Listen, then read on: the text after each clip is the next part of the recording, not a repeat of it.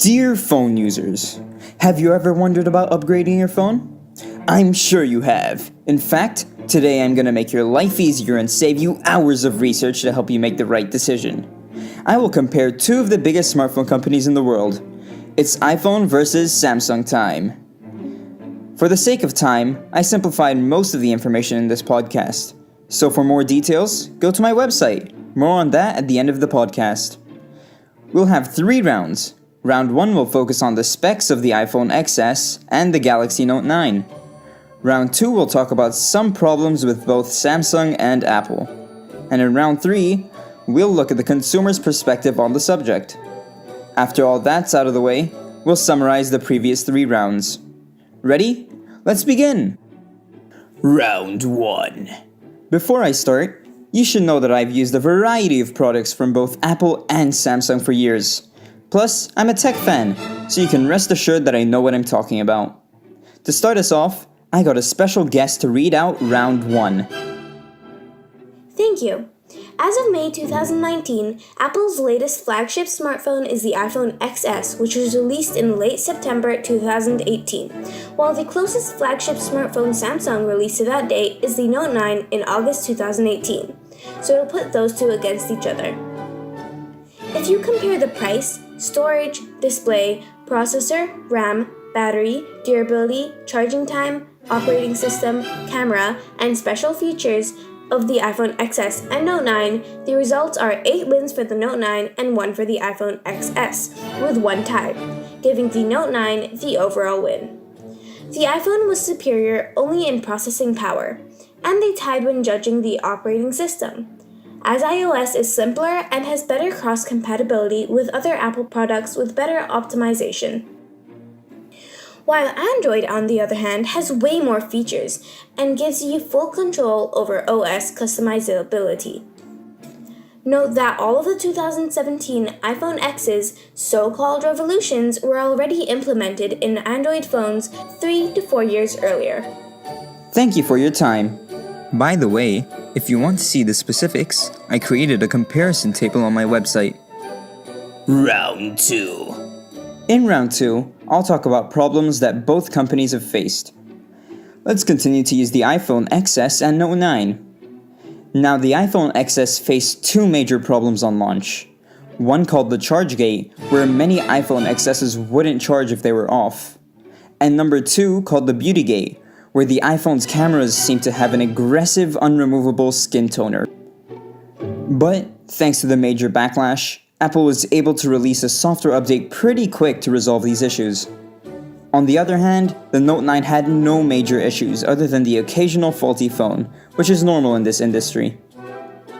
It's a different story when it comes to these companies' pasts though.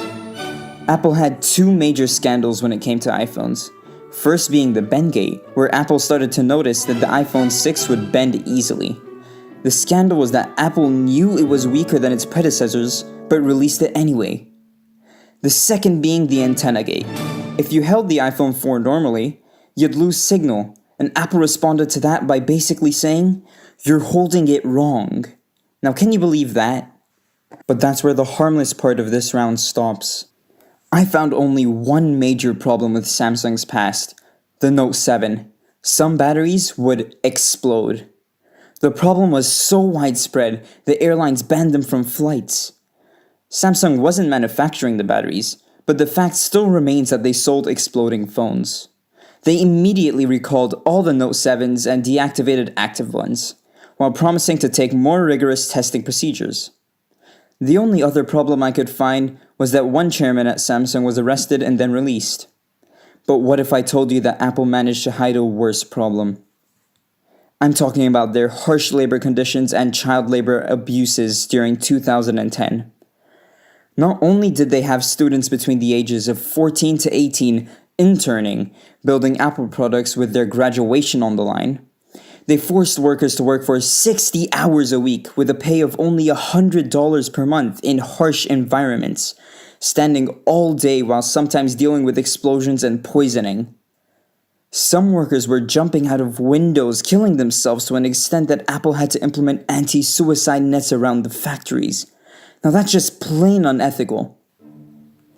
Round 3. Knowing this, I interviewed people to get their perspective. I asked them about their opinion on the whole iPhone versus Samsung argument, what they were thinking of both companies, and if they had the option between an iPhone and a Samsung, what would they choose? The first person I interviewed was my sister's friend.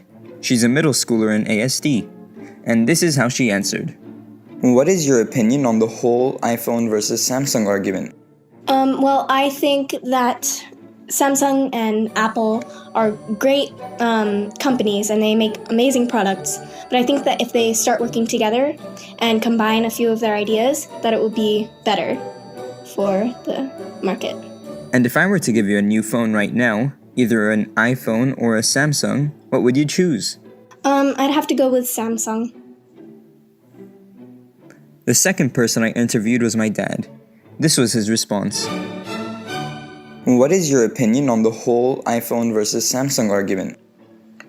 Well, I feel that iPhone is more professional, it's more logical, it has a better menu, and mostly it's because I use it. So I don't know, maybe Samsung can be better, but I won't take a chance to change because I'm used to iPhone. So if I were to give you an iPhone or a Samsung now, what would you choose? Definitely iPhone.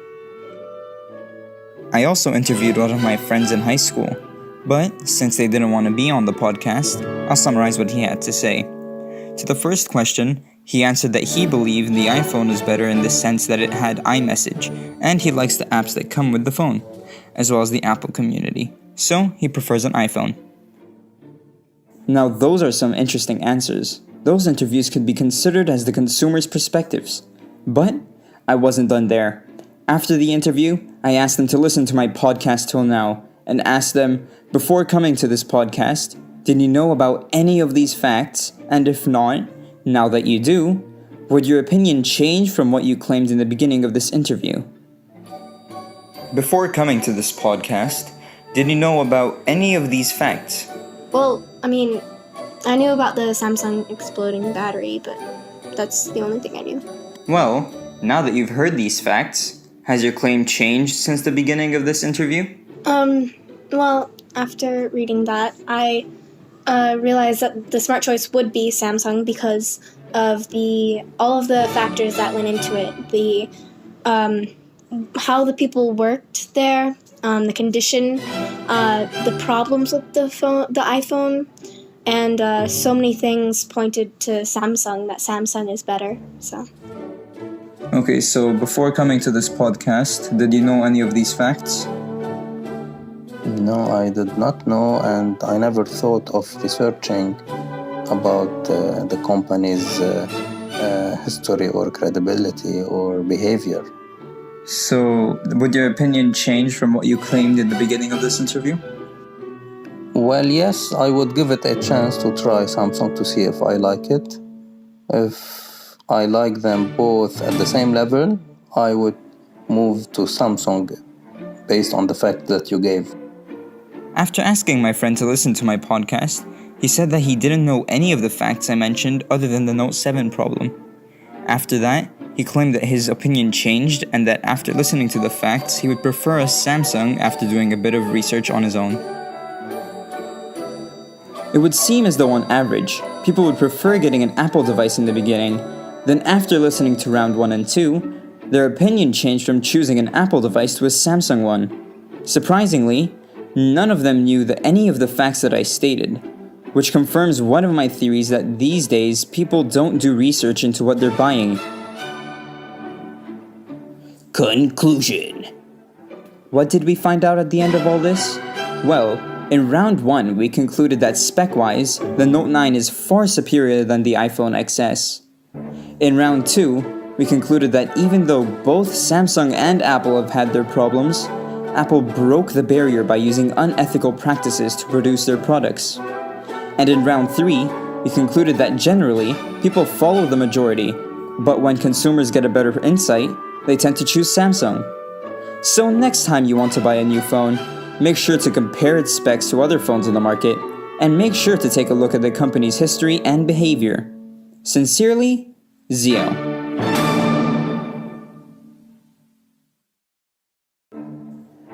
I would like to personally thank all the people who allowed me to interview them, and thank all of you listeners for sticking all the way to the end. You know, I wrote a good 14 scripts to get to this point, so I would appreciate it if you could show some support and click the like button below. And if you found this podcast useful, share it with your family and friends. This was made for a school project, but if you would like me to create a more detailed version of this podcast, or want me to just bash either Samsung or Apple, just tell me in the comments below and I might just do it. I also want to give credits to all my sources which are listed on my website. This website I keep mentioning will be in the description of this podcast. Hopefully you enjoyed listening and learned something new today.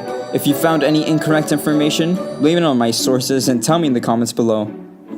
And don't you forget to subscribe for more content. You better bet that this summer you're gonna get a lot more videos coming your way. Peace.